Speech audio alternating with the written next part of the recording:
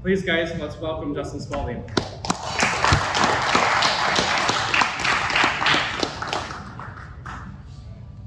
Hi, how you doing? I'm Justin. Like I said, Justin Spaulding from Janesville, Wisconsin. I think I'll just share, a little bit of my story, and then I'd like to get into Q&A a lot. I have a podcast I do on Friday, and all we do is take question and answer. So I'd love to be able to do that stuff. I think it just kind of helps you guys get to where you want to be, hopefully quicker. How many of you guys are already dealing with the headaches that you have some days being a landlord or investor or a handful of people? How about Can you raise them today? higher so I get a little bit of it? Okay, it's about 50%-ish.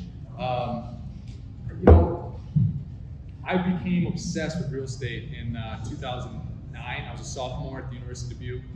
My freshman year, I went to the University of Wisconsin-Whitewater, transferred to the University of Dubuque to play football. If it weren't for football, I probably would have left school to start my own thing. And that sophomore year, I just started to get anything I could get my hands on as far as reading material. Instagram and Facebook weren't as big then, so I couldn't learn from the people there. But I would get, I'd look up books on Amazon. I'd go to the library, and I probably read 150 books, just on real estate, finance, business, successful people from my sophomore year through my senior year. And so it was really just a self-education thing. It was go to work out, go to football practice, and read my own stuff. Skip some classes every now and then. No one else in here did that, right? No one skipped any classes. Right? Are you skipping classes? Yeah. Right, you're not going to college, right? He started sales rep for our planning business, and he's just crushing it. He wanted to not go to college and come join us, and so he's crushing it. But and so something that I realized in 2009 was when I graduated, I had to find a way to make some money to be able to start investing. And so sales really changed my life. I got involved in a direct sales company and grew that to the top 0.5% of the company in just a year and a half. But I was super frugal. So a lot of these network marketing people and direct sales people, they make a lot and they spend a lot. I was making good money and I saved like every single penny. Every time I go to Jimmy John's, I'd be like, that's $6. That's $6 I just spent today. That's $28 I won't have in 2021. That would be my mindset. It might be a little bit weird, but I would always think about being able to multiply my money, get my money working for me. And it's, my wife, I drive my wife crazy sometimes because it's almost like over the edge sometimes. But when you're committed to doing what you want to do in life and chasing dreams, you got to be over the edge, and people are going to say you're crazy or nuts or whatever. But if you look at anyone that's super successful, whether it's an athlete or business person, I mean, at some stage in their career or for a large part of their career, they were called crazy and idiotic and over the edge and whatever. So you got to ignore some of that stuff. So just was very frugal. In 2013, so I backed up a little bit more. The biggest thing that I'm all about is you got to find a way to learn. You got to find a way to make money. You got to save the money until you're ready to invest. You got to go out and look at opportunity. You got to pull the trigger, and then you got to promote your track record, right? So that's like my 6 steps, like high level for anything that you want to do. And so in 2009, I started going out and just looking at deals. And what I would do is I'd look at deals that I didn't have money for. I mean, and so back then, like a 16-unit apartment building just seemed out of this world to me. And then in my college brain, I was just starting, and I'm like, there's no way I could buy this. But I would start to get the financials. I'd start to get the rent roll. And I just would be like, okay, if I own this thing, what would I do to it to add value? How would I make more money at this place? And I started to realize that, man, this person is paying, X amount of dollars for lawn care. I could bid that out and likely get, pay 75% or 70% of that. They're paying X amount for trash removal. So I'd start to get situational with it, but then I'd also go to the standpoint of the revenue side and be like, okay, they're renting these apartments for $500 a month. Really, there's other comparable apartments going for $750. So I was doing all these exercises way before I was even ready. So then by the time it came time for me to invest and I had money and I was ready to go, I'd already done this exercise over and over and over again. And so I was able to look at the property in 2013 and be like, this is a no-brainer, here we go. And I pulled the trigger on a 4-unit.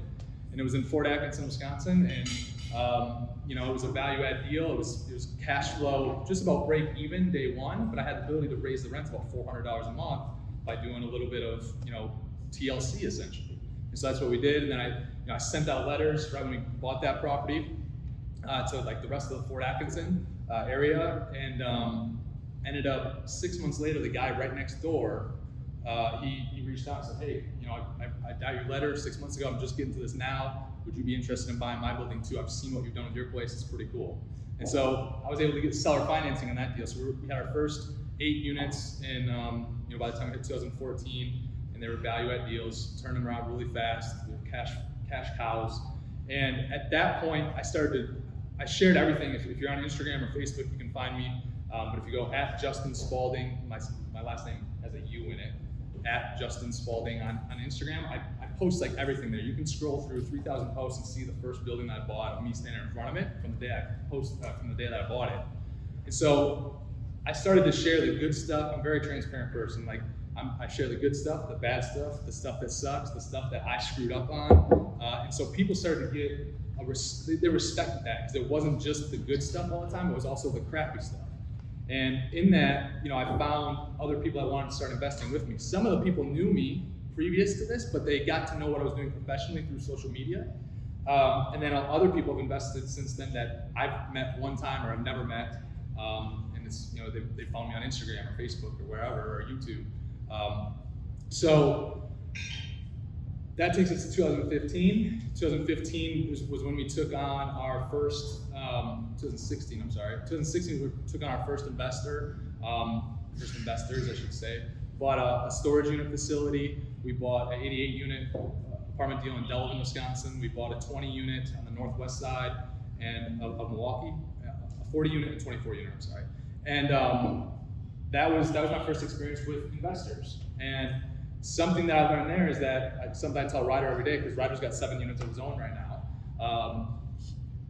It always takes more time than you think it's going to take. It always costs more than you think it's going to cost, right?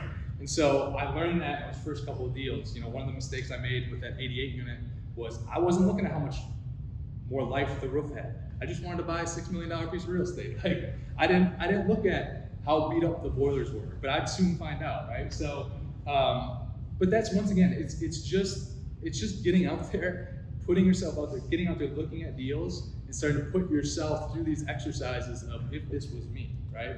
And so you flash forward, we've since gone full cycle on 7 properties, which was 3 portfolios.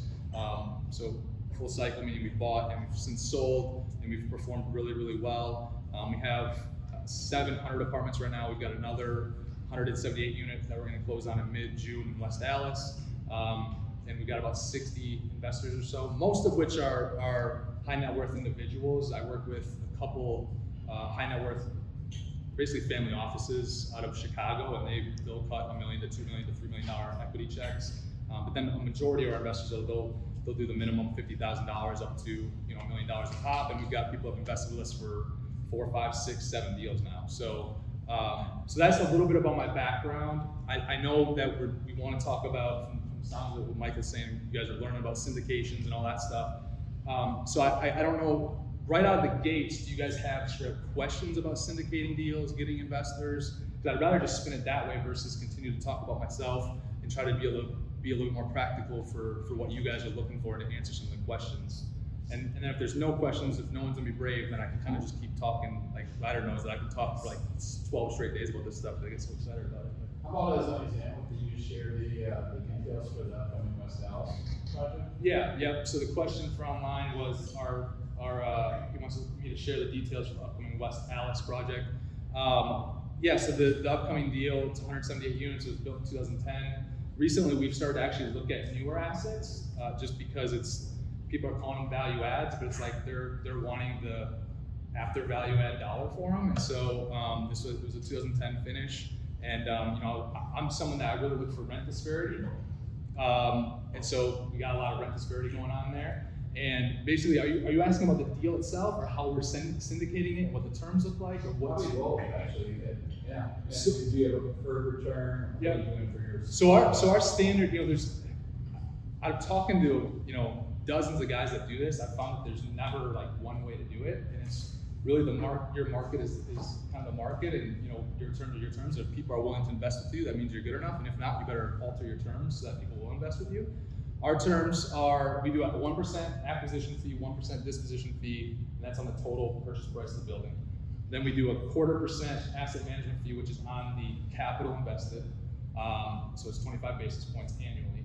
And then we have a 6% preferred return, Once it's above a 6% preferred return, it's a 70-30 split. 70% back to the investors, 30% back to the GP.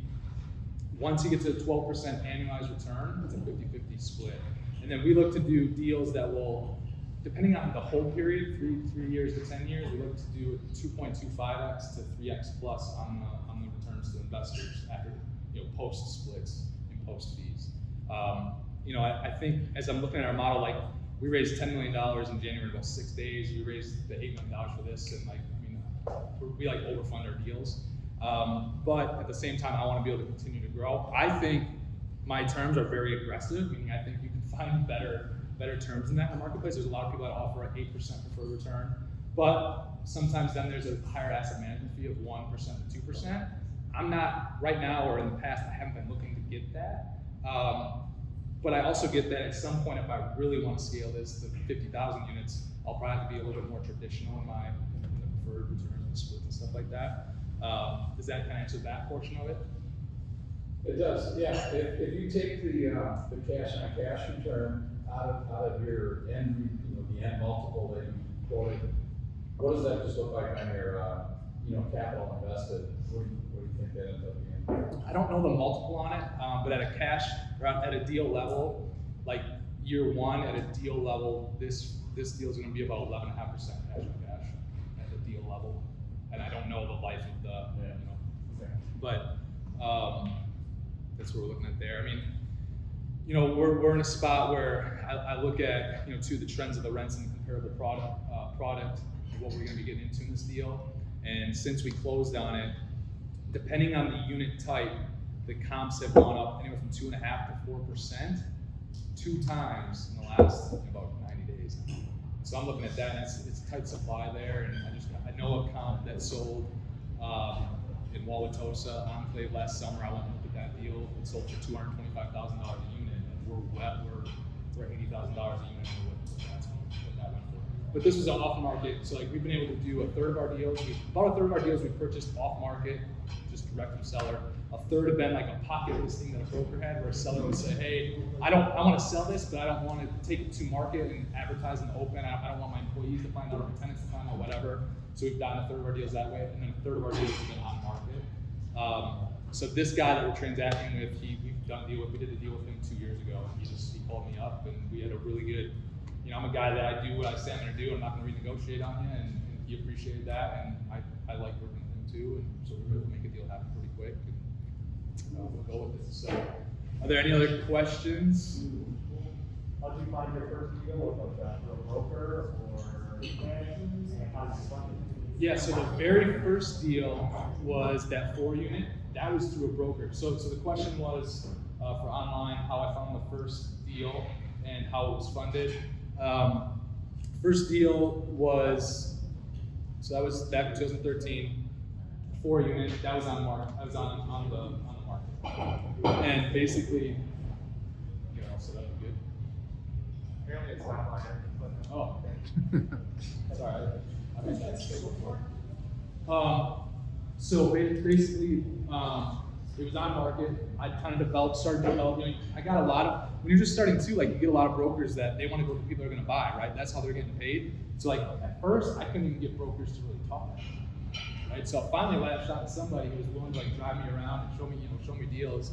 And so she showed me around and showed me the 4-unit, and I'm like, this is it. This is the one. And so what happened then was, I put in, I think we needed $40,000 total. I put in 25, and then my family didn't give me a loan. They owned equity. It's been a great investment for them because it's kind of rolled forward via 1031s and stuff.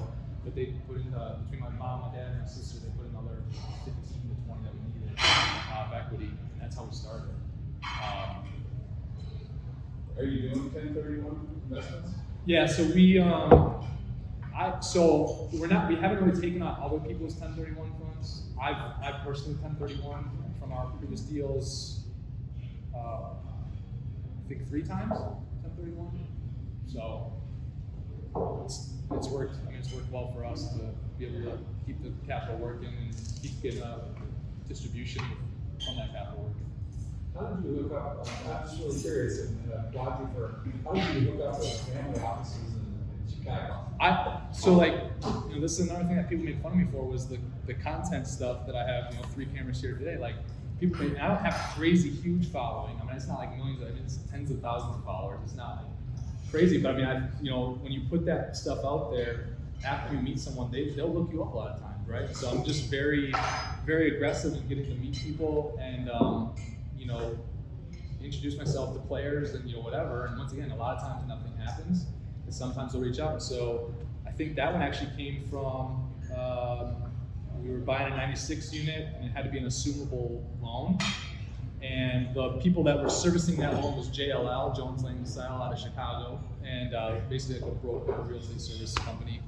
And he just said, "Hey, I gotta introduce you to this equity source down here in Chicago," and that's how it started. So I went down to Chicago, met with them, and they put in like $250,000 loan personal money that first deal, and now it's like they've done this deal coming up will be the 3rd deal with us, and they want to keep writing bigger and bigger checks. And I'm like, well, I saw you cap them out a little bit just because I don't want to, I want to be able to keep getting new investors and keep things open and stuff like that. So, and I mean, I've been talking to more. So like my thinking, my goal of this is like when I first started, someone's like, "What do you want to do with this apartment thing?" And I'm like, "Well, I want to get to 50,000 units." And it's like, I'm not really infatuated with like 50,000 units, but I'm someone that I have to be. The flowers that I got my wife 2 weeks ago only are gonna last me so long, right? At some point, like I have to keep doing things. So like for my wife, and I view that professionally as well, if we don't keep trying to push the envelope and keep growing, you're gonna like die. And so like I feel that inside myself where if I'm not growing or progressing or getting better and better, I feel like I'm just like suffocating out. And so I just love the pursuit and progress.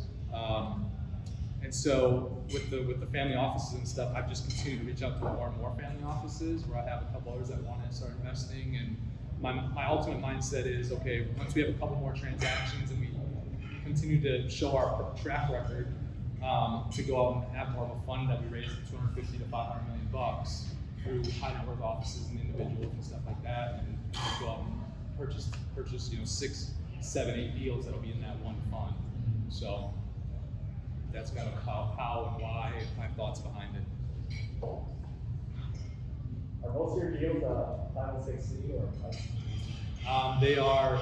I don't get all into that. I leave that to my attorneys and everything, but it is we're taking accredited investors only. So whichever one it is, I'll see. So that's what we're doing. I've got other people that are like, "Can you take the $5,000 chunk from not accredited?" I'm just like, the dollar amount that I have to invest into some of that, those legal docs and all those offerings are a little bit more. And I'm just like, I don't know if this is really worth it for me. But at the same time, I mean, I do want to be able to open this up to other people because I've seen the benefits, and I get that some people have to start somewhere. For some people, they're not accredited, they want to start. It's a $5,000, $10,000 thing, whatever, but it's just something I have to get into yet. This side of the room's quiet. What's going on over here? You guys just still food that good? How does a group of 635 people start a syndication? The last guy said get an attorney, and then 5 people are actually going to put money down and are actually interested in skin in the game. So the last speaker is like get an attorney and 5 people that actually are going to put the money down. I mean, you gotta pick who's gonna be the chief too, right? You can't have 635 chiefs, I'll tell you that. So we just gotta have you like sponsor it and you guys do. No, I mean, there's a lot of people you can work with, right? I mean, so you gotta figure out, how much capital you would have. You gotta figure out, you gotta figure out the terms that everyone's gonna want. And like, are you guys all gonna be the same playing field as far as like the terms you're gonna get, and the fund is just gonna go all in on a different syndication, or I don't know if you guys have someone else as an operator, or which the operations writers in the office all the time, Dean's in the office all the time. So everything that we own, we also operate, and it's just, there's days that can just be an extreme headache. So like, I understand, but there's some people that are like, hey, I want to be completely hands off, and just, there's other syndicators out there that don't do any operations, which that's you guys making that decision, right? But then choosing wisely on who you're going to invest with is a big. It could be us. I'd love to have that conversation. It doesn't have to be us. There's a lot of people out there. If I were you, I'd talk to a couple people so that kind of what the pluses and minuses are, what the track record is, stuff like that. But yeah, you can't have. I can tell you right now, you can't have 635 chiefs, right? You gotta have a chief and then a chief or two, and then you gotta have other people that are willing to just roll with it essentially. Because when you get into that, it's just like, it'd be a headache. So figuring out the type of money, the amount of money, figuring out who kind of that leader is of that group. I would say those are big steps.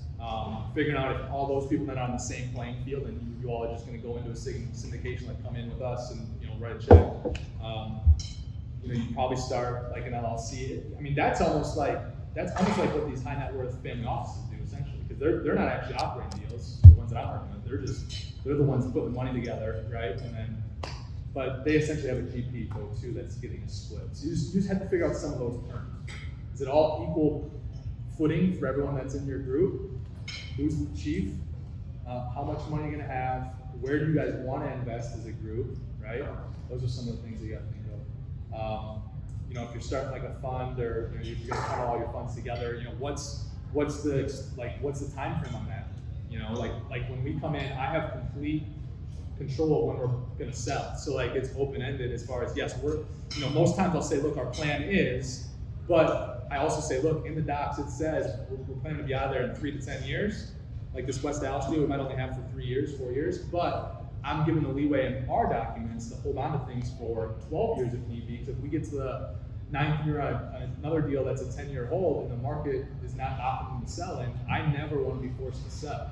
And I've lost people who don't want to invest with me because of that. And I'm like, hey, that's fine, but I never, the only way, it's like anytime I have a 5-year term, because I'm dealing now with a lot of non-recourse stuff on these, you get a $20 million purchase, a $26 million purchase, a $33 million purchase. I want as much of that to be non-recourse as possible.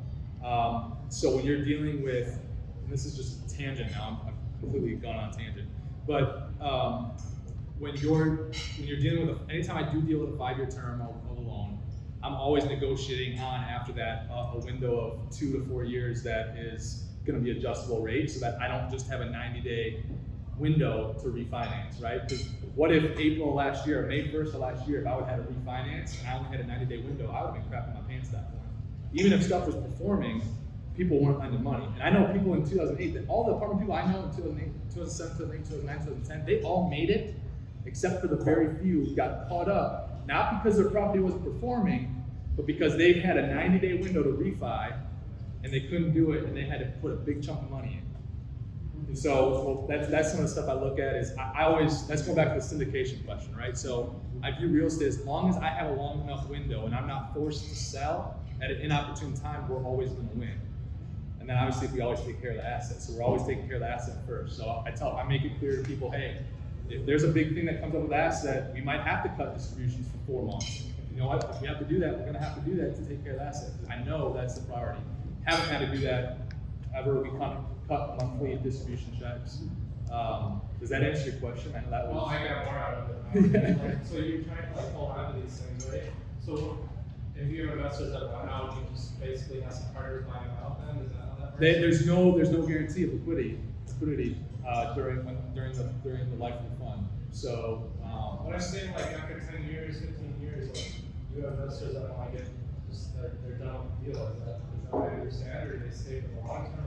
How's that like? So ours are, there can be other investors in our fund can buy other people out, but they do not have to, right? So if someone writes us $1 million check, like, now my intent is that everything that we've got is going to be gone in 3 to 10 years, and we'll keep cycling through it, and go get new deals and whatever, right? That's my intent. But I also don't want to be in a position where I have to sell the property to liquidate someone and get someone's principal back to them when it's not an opportune time for the entire group, and including myself, right? So once again, that's just how I've done it. Most funds are not that way. Most funds are that they have a hard deadline of 7 years or 10 years that they have to be done with and wind it down. Do you have your own properties on your own, or are you pretty much all syndication? We've got, it's pretty much all, there's investors in all of our deals now. So now I'm still putting up, 6 figures into each, mid-high 6 figures into each deal now.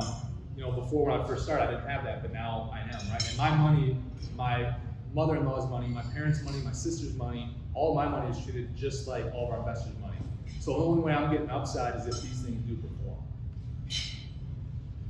So for those that are like just starting that are trying to think about where to go, do you find it advantageous for them to start with like a duplex, or do you think they should hold on to their money and maybe join? I mean, obviously everyone has their own. Yeah, my honest advice is if you're someone that can be hands-on, you know, probably 8 times out of 10 you can probably find a better deal on your own. That might be a duplex if you're starting, or a 7-unit. You know, Ryder getting these 7 units that he bought in Rockford. Like, I know the deal a little bit, and like he's better off putting his money in that deal than syndicating with us. Hopefully.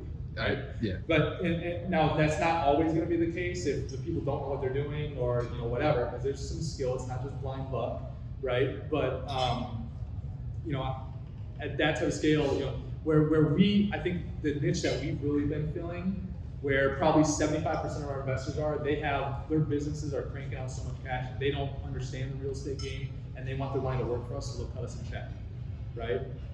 Someone sold a business and they got $500,000 and they want to cut us a check. So it's not, you know, it's not, you know, they're accredited investors, they're high net worth type, higher net worth, mid-range net worth people for the most part. That being said, we do have 20-25% of our investors that are people that'll make, you know, if they're making under $200,000 annually, they have $1 million, you know, net worth. But I would say most of them are between $150,000 to $300,000 a year between them and their spouse, and you know, they'll cut us $50,000 check when they can. And we've got people that have invested with us that have done that 2 or 3 times.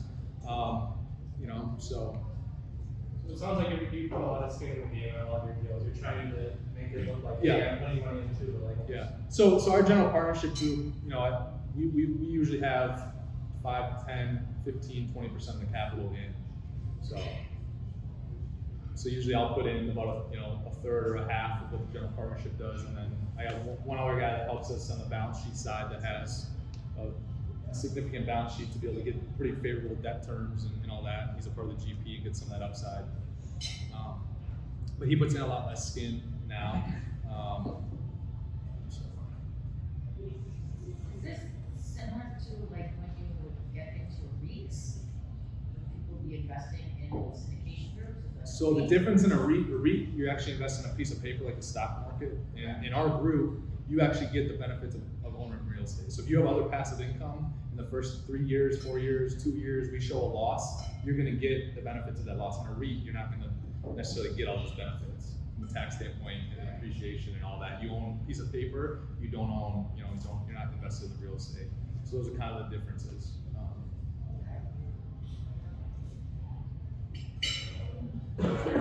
Your financing with the syndication deals, are you paying down principal?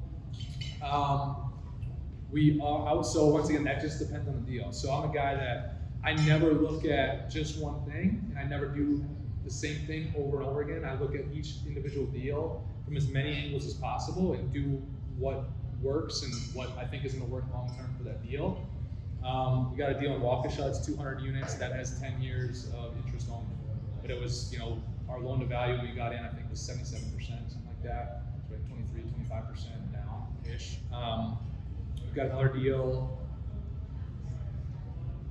We have 2 or 3 deals that we're paying down debt as we go. We got another deal that I think is 2 years interest only, so it's all across the board. This West Allis deal, since it could potentially be, I think we have significant value day one, let alone what we're gonna be able to do over a year. So that one we're actually going adjustable rate, and then we'll refinance in 18 to 36 months. Refinance or sell. Because when we're locked in for 10 years on that deal, we're not selling that deal until 2027, 2028, because the defeasance on it, is pretty big. The penalties, the prepayment penalties. So it's trying to look at what your plan is with the asset and how you can reposition the asset and all that. So, and I'd never like to. I also look at when our debt kind of expires, and I don't want it all lined up. I don't want it all necessarily lined up in 1 year either. So it just kind of stagger a little bit. Gives me a little bit of peace of mind, I guess. What side office staff do you need to do the asset acquisition or asset management? And do you guys do your own property management house or is all? Yeah, so we have, between property management and asset management, we have 23 to 25 employees on that side of the company. So that includes property managers, a controller, a chief operating officer, maintenance techs, just bookkeepers, admin, gal, and stuff like that. So you keep all the property management in the house? Yeah. So I got burned. So like the first deal I did, the first larger deal I did, right? It was 88 units. It was a $6 million deal. It was $4.5 million loan, and up until that point, I'd only had the 8 units and 150 storage units, and they're like, hey, you're not to manage this 88 unit. They didn't think that you need a professional manager. I said, well, okay. So we just kept the company that was there, and it was like it was a disaster. And so like I broke the loan covenant, and I just said I'm firing them. Like I didn't even tell the bank. I fired them, and we fixed the problem in about 4 months. And I told the bank, like, okay, well, you could have talked to us about it. What if we would have worked out? I was like, well, I was worried you guys were gonna like be pissed or take whatever. So just ever since then, we haven't looked at doing any third party. Not to say we never go back to that ever again anywhere, but property management's hard from a standpoint of being profitable. Like my property management side of things isn't like profitable. It's we do whatever we can to build the infrastructure. It's going to hold the units. So I'm basically taking our profit margin there is 1 or 2 or 3%. And, we're building infrastructure and reinvesting, and it's people intensive to do the things that we want to do. It's like we can never get enough people and keep enough people. Right now, property management, I mean, it is hard right now and competitive to find property managers and maintenance techs and leasing agents and all that stuff. So it's a tough business and it's hard, but I just, from that first lesson and like the track record we've been able to have doing them ourselves, it's like that's the way that we've gone, and we'll continue to go for at least the midterm. So. Where is your portfolio geographically spread out? Yep, so we have approximately 300 units in Madison. We have approximately 150 in Janesville. We have 88 in Delavan. We have 200 in Waukesha. We have the 178 will be closing on. What am I missing, Ryder? Am I missing any, or is that it? 26 and 40? 40 unit? I think that was, No? Yes, I think that's it. So it's all south central, southeastern Wisconsin. That's where we're at. And that's where we're looking to continue to grow. I put in an offer last year. It was like 500 units in Des Moines. It's like when we make a jump, I'm going to make a significant jump to have, once again, it's a resource game.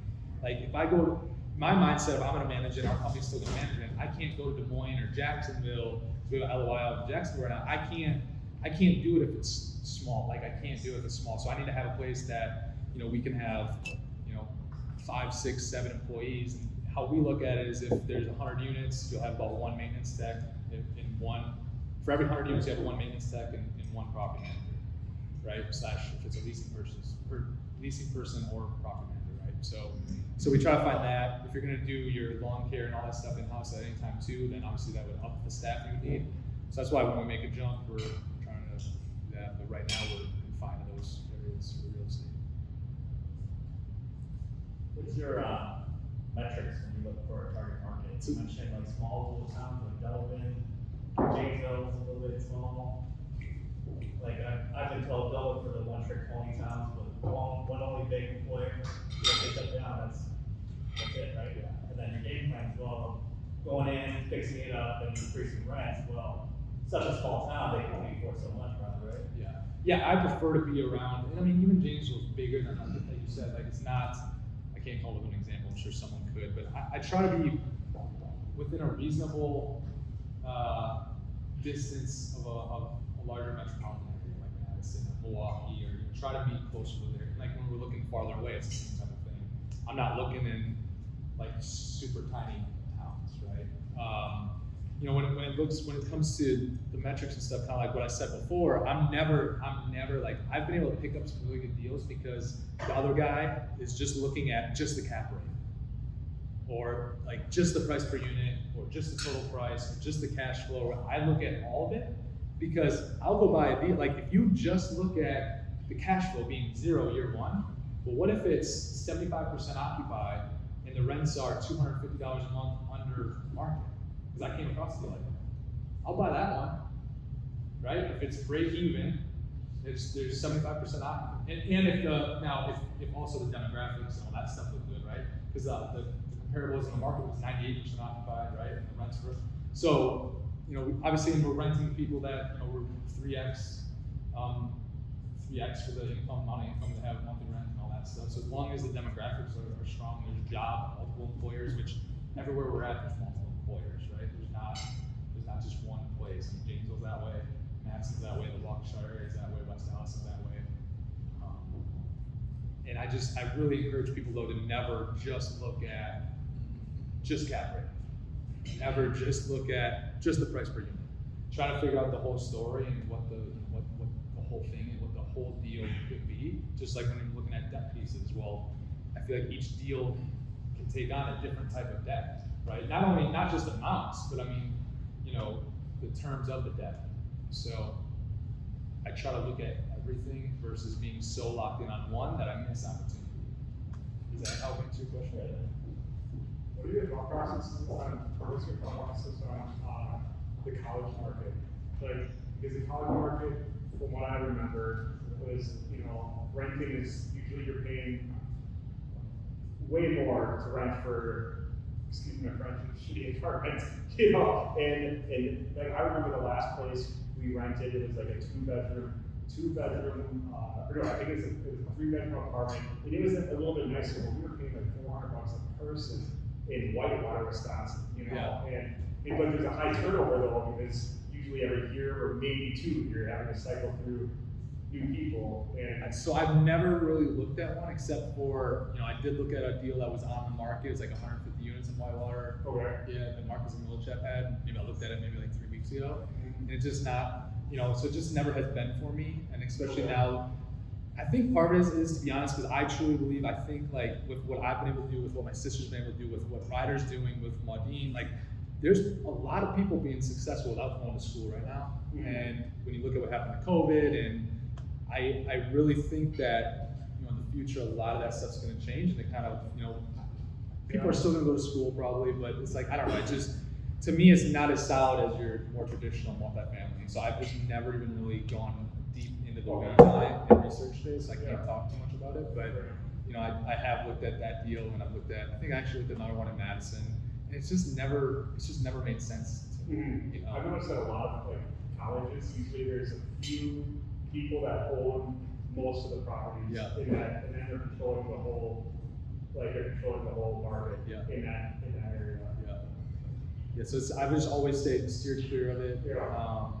So I'm sure there's a lot of opportunity there, especially right now, probably with what's gone on last year. But when you're trying to fill your units, your marketing, is it pretty standard everywhere? Do you try to adapt it to the market? Do you have a specific method? In regards to Filling the units that are vacant, like when you purchase a new property. like our process behind it, or just like marketing, is it pretty standard? Do you use? I would say it's fairly standard. I mean, we're apartments.com and RentPath and all that type of stuff. We have Appfolio as a management software, so they also push to 3 places. Some of our properties actually right now, we're not even having to do paid marketing. A couple in Janesville, one of our properties in Janesville, we haven't had to do any paid marketing. Actually, the new Madison portfolio, we haven't had to do any marketing yet. I don't believe that's been paid. Like signs outside and just post on. I hate, for some reason, I don't even like signs outside other than the main pretty sign for some reason. Pretty sign? Like the sign that says, hey, this is X and X property. We do it at one property because we have significant traffic, where we put the signs and then when we do have stuff to lease. But, some people probably stupid with that, but I look at it, I think it sometimes just looks trashy. I'd rather go with like the cool like banners blowing in the wind and like have your main leasing monument or your main property monument. But yeah, everything's pretty standard with how we do that.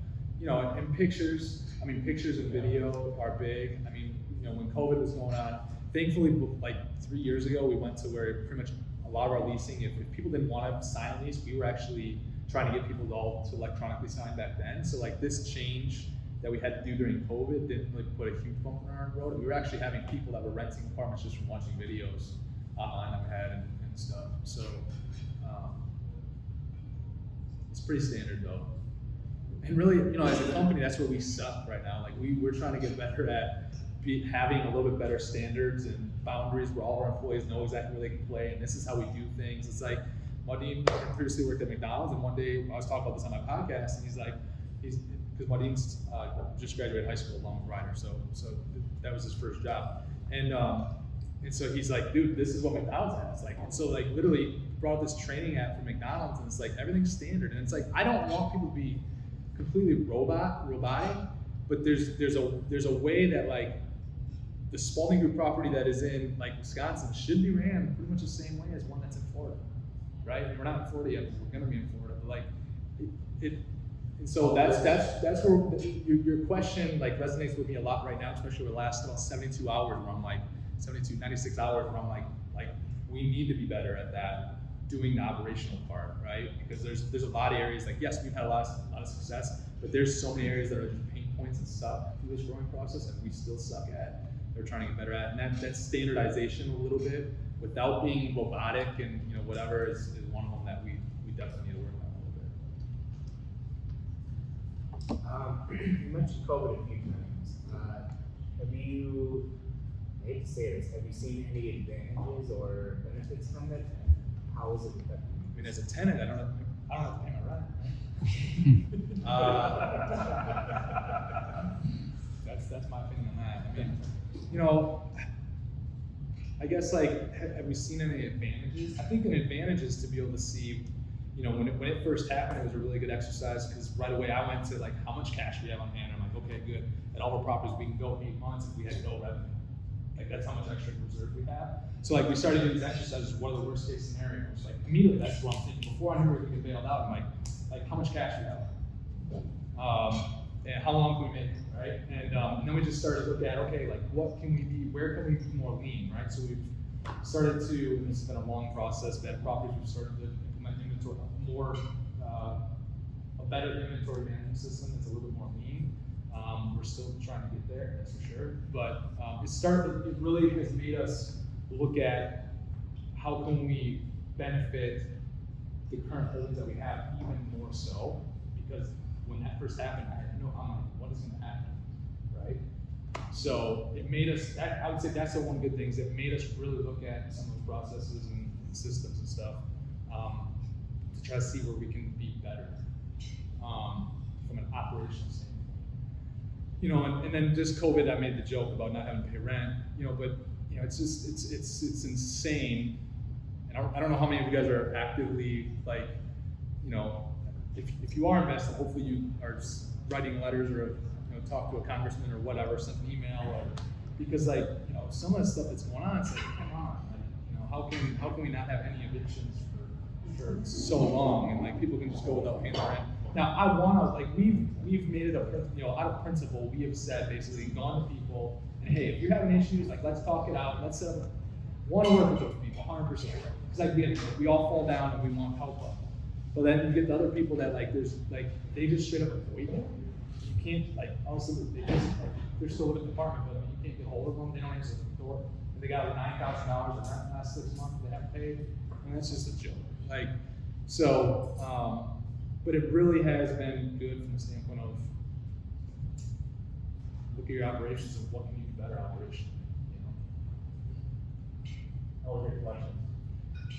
So we're still sitting about 94%, 93%. So it's not as high as what what we're typically at, but we're still a little bit ahead of national average. We have right when I can't remember if it was Biden or if it had started when Trump was still in there, but they started talking about the emergency relief plans and stuff like that. I mean, the first word of that, we basically put a committee together internally. We have 3 people on it. So we started putting game plan in. It's like, hey, when this comes out, we want to be on top of it. So we've collected, I don't know, maybe like 40% of our back rents through the emergency program so far. I know I've got an incentive out there when they hit 50, I think 90% or something like that for the girls that are doing that for us. So we've been on top of that and taking advantage of that stuff. Have you found that your tenants are, because don't they have to fill in stuff as well as you fill in? Well, so the first round of stuff last year, so I haven't been in the weeds as much of this. The first stuff last year, yes, it had to be tenants. Then they found out, okay, tenants just aren't doing this. So then it got to the point where we still needed authorization from the tenants, but then we could do the restaurants it's crazy, like even then, you have free $5,000 basically sitting on the floor, you just gotta sign a piece of paper, and it's like some of them still. So, and I mean, like, and I'm, it's a small percentage of people that ruin the game for everybody, kind of type of thing, where, it's not. The stories you hear, Yeah. Here's a story of And I mean, now it's just almost, like our lenders, the non-recourse stuff, I mean, they're looking at it, it's just now an operating expense, right? They basically have the COVID effect, and they're just, they're trying to figure out what the collections have been, and whatever. But when you're buying a property too, you never truly know what the actual miscollections are from it. I never trust the number that a seller gives me, so, oh yeah, we only got 3,000, yeah, right, John, come on, you gotta be kidding me. 178 units and got $3,000, I don't know if I believe that, last year it's late.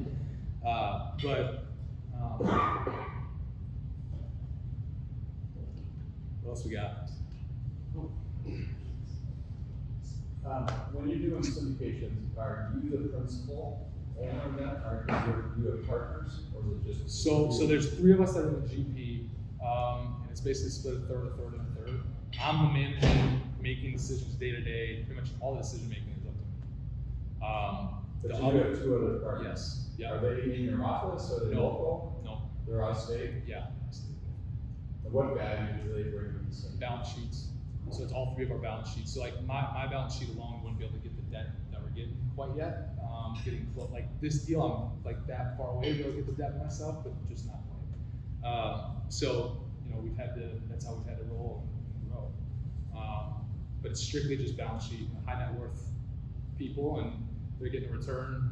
They're not having to put very much money in, and they get a pretty good return on that money for putting their balance sheets up. And they look at it, it's like non-recourse anyways, as long as I don't, lie, essentially, it's non-recourse. So lie to the bank, the lenders. So it's been a good little deal. And that's where, like, I talk about this too all the time on my podcast and on social media and stuff. It's like the people that are like, I think it's awesome, Michael just left the room, but I think it's awesome that you have like 600 people or whatever that are looking to come together. Like, I mean, it's awesome that if you could get that many people together and invest, it's awesome from the standpoint of like, there's so many people out there that I'm gonna do this by myself. I don't need an accountant, I don't need an attorney, why are you gonna pay an attorney? Why are you gonna, because you need a team, you need people. And that's, you need people. Straight up, I need people to work for us. I need investors. I need people willing to sell. I need people willing to, buy. You need people.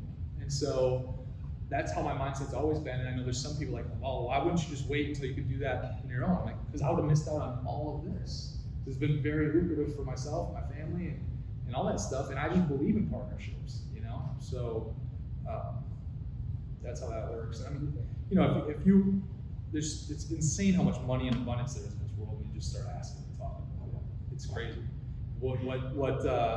What's unfortunate is when you don't share with other people what you want to do, because you never know when the person right next to you would be the person that'd be willing to help you, and you're just too scared to say something because I don't want to have partners. The most successful people in the world, like, they have partners, right? It's like when you just start talking about people what you want to do, you're gonna find, you tell 100 people what you want to do, you'll find 1 or 2 or 3 that will really want to roll with you all in, 100%.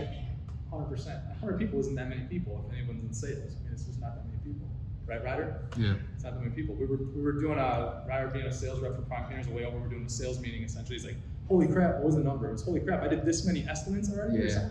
We were counting up I don't even remember. whatever, and it's just like, it's just a numbers game.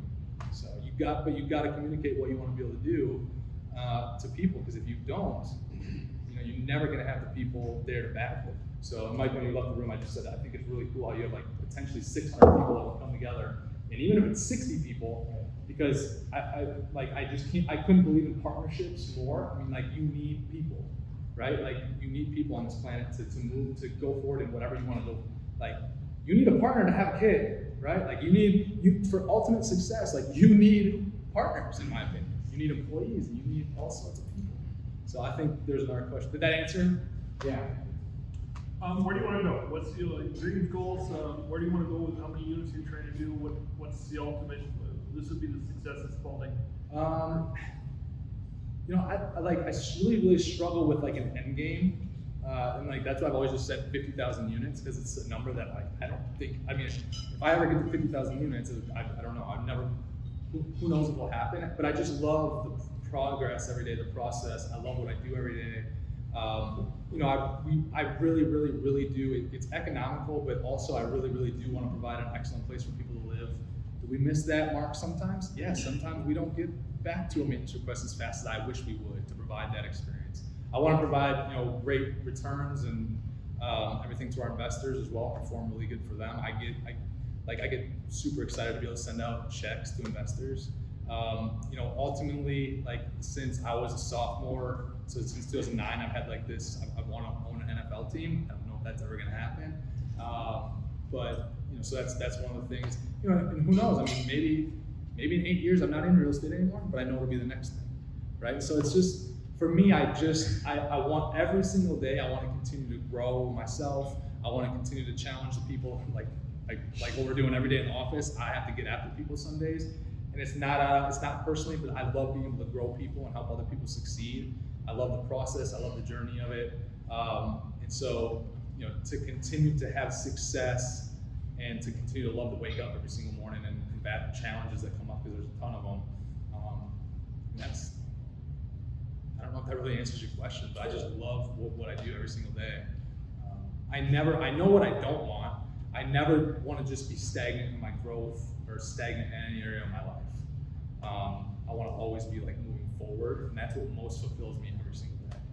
So, and like I said before, I want to be able to ride our roles with us right out of high school, like to see him succeed. He's like, I'm only gonna be with you for 2 or 3 years to learn and then be out. Like, all right, fine. Now I'm trying to like grow the company to like be able to pay him enough where he can't leave 3 years from now, right? So yeah, to be able to see other people succeed is like awesome. Do you think that if somebody invests in syndications, should invest in different syndicators?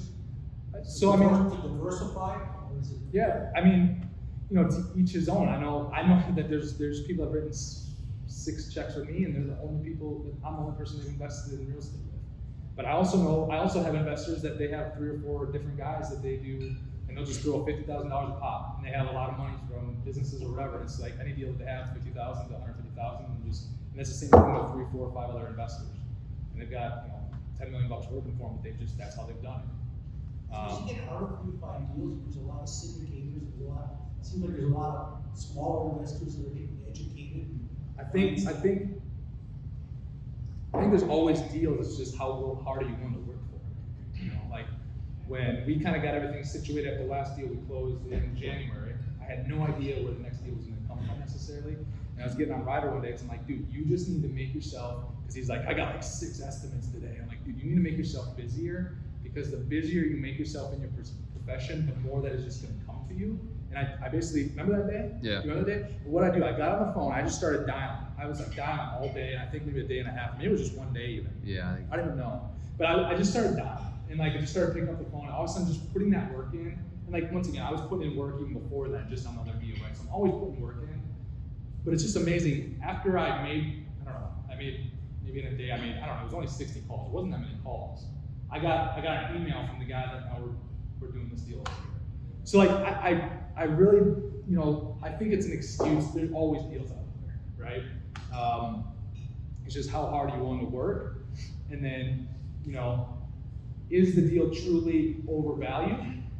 Or does it just cost more than it did yesterday, right? And in real estate, I mean, you know, the story of, I can't remember the exact story, it was in a book I read, but back in the 1400s or whatever, the whole peninsula of Manhattan was sold for like $350, the equivalent of $350. And back then, people thought the guy was crazy, right? It's like, well, you could buy $350, you know, Manhattan today for $350. It's sitting pretty good, right? So that's kind of my viewpoint on it. I think some people think too short term. Like, I'm trying to play for 20 or 30 years, and some people are worried about like tomorrow, or you know, like the stock market, how it can go up and down. Like, I'm trying to do deals. That's why we're not doing deals right now that you're putting, most of the time we're not putting 20% down. You know, we're coming to the table with 30 to 32% cash. And our, you know, debt, you know, our LTV is about 75%, but then the remainder of that is we hold it in cash as cash reserves for emergencies or to take care of the property or whatever. mean, yeah, there's more deals than there were yesterday, but I still think there's a lot of deals out there. So it's just depending on your mindset and how hard you want to work, and then the connections you can get. And then, you know, if you're someone too that the less you close, the less that's going to come to you, because once again, the more that I find, the more deals that I do, the more that comes to me, because other brokers, once again, they want to transact. Like, they know they're going to get paid the moment that the deal, so they're going to bring the deals to the people that are going to close, not the people that are going to go down the path and like, oh no, go down the path, oh no, go down the path, renegotiate. So I've always, I'm very cognizant and very aware that each transaction I have, I don't want to beat up the other side too bad. Because, I mean, if I would beat this guy too bad 2 years ago on a couple of things that I probably should have, probably could have, you know, this deal wouldn't have came to me. He would have been like, screw that guy, I'm not going to, right? Yep. So if you have done any syndication deals where it's 100% cash? I'll always have debt on my properties, always. I'll always have debt on my properties. Is that what you meant? Like, have zero, yeah. Because of the interest. Yeah, interest, tax benefits, and cash flow, yeah. And I'm not saying that's how everyone has to do it. No. And I'm not saying that's the only way to win or whatever, but I mean, even when we get to a point where, you know, we pay down, we'll refi. But I'm also not someone that I don't ever, you know, the BRRRR method or whatever that's out there, I don't want anything to do with that. But I'll always have some debt for sure. So do you kind of, like, when you look at Dave Ramsey's method, obviously he's a platform, his own ideology, and he made a lot of mistakes in the 80s, he over-leveraged himself. Well, Dave's lying right now probably because, like, he's got to have some type of, like, in order to run the Facebook ads he has, he's got a credit card hooked up to that thing. Doesn't he? So you put out a debit card. Debit card, in my mind, is even worse, because like, if someone gets a hold of that debit card and steals the money, you know how long it takes to get back from the bank? Versus American Express card, hey, American Express, did someone just put a $10,000 driveway on my card, I have no idea who it is, and they're on top of it, and money's refunded me pretty quick. I think Dave's an idiot in some areas, and I think he's okay in some others. I think I don't know, I mean, it works for some people. Once again, whatever works, but I don't remember what your question was. I was curious how many more people he made some really big mistakes and went total 360. Yeah. You can still be risky as an investor and not do what he did in the 80s. Yeah, I just don't believe Dave. I don't believe he has, you know, zero debt. I don't believe it. Why don't you believe the RRR? Well, so, I mean, okay, here's an example, right? And it's a larger scale example, but the Delvin deal, the 88 unit that we have, it was a $6 million purchase price, $4.5 million loan. Appraisal came in at, you know, just not too long ago, appraisal came in at like 11 million. Because our NOI is like through the roof. We put in a ton of money into that property. We refied, but we only took out like, we were only like another $500,000 or $600,000 above our initial debt level. I just, you know, we've added value there, but I don't know that over the next 2 years or 3 years or 4 years, that property is always going to actually be worth 10, 11, or $12 million. So if I'm willing to play long enough, it is. But in the short term, we add value so with what we can do with our rents and with what our team does with some of the expenses and lowering them, you know, and with cap rates going down and being compressed, you know, the long-term value is going to be there. I don't think that, I almost think that property, I don't want to do all I can to make it run great and all of a sudden leverage up all the way when I can't add any more value. I'm at the roof, I'm at the ceiling, I can't add any more, I just can't. The only way it can go up now is if the macro environment, which I have zero control over, goes up, right? And so So like in today's market, like what I think correctly saying, it'd be difficult to do right now unless we're talking about how to deal, like with a property, because I mean the properties and houses are so high right. I'm not talking on a much smaller scale. I'm talking about, you know, single family duplexes, not multi units, you know. But unless we're finding out, you know, how to deal with it.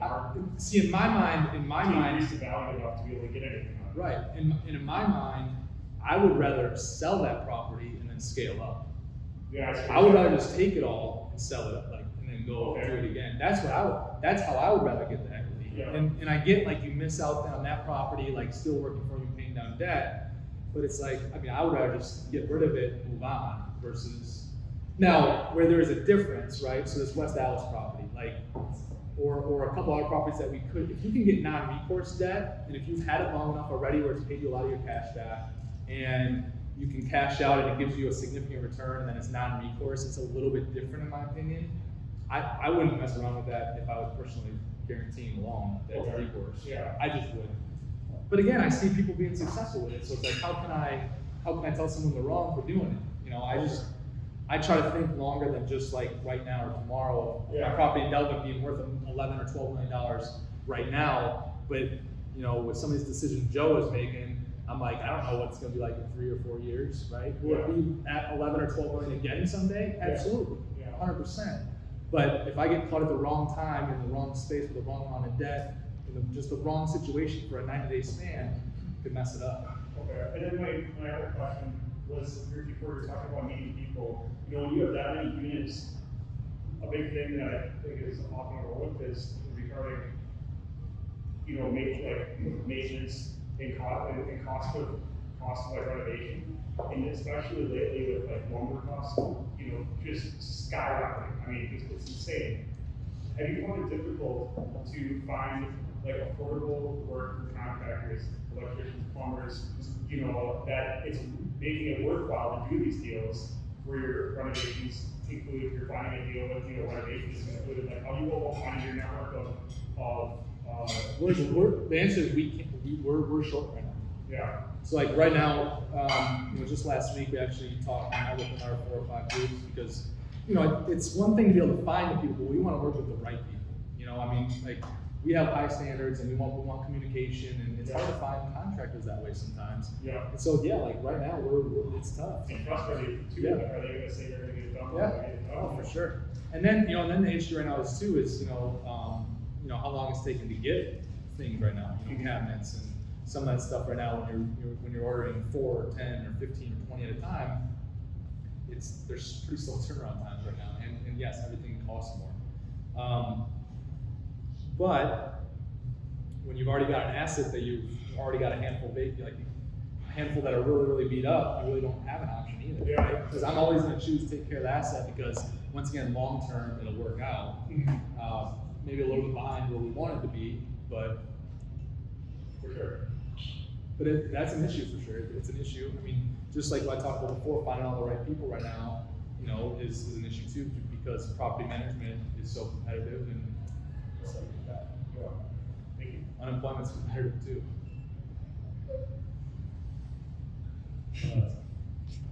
Have you explored construction? We looked at it a little bit, but haven't really gone way down the rabbit hole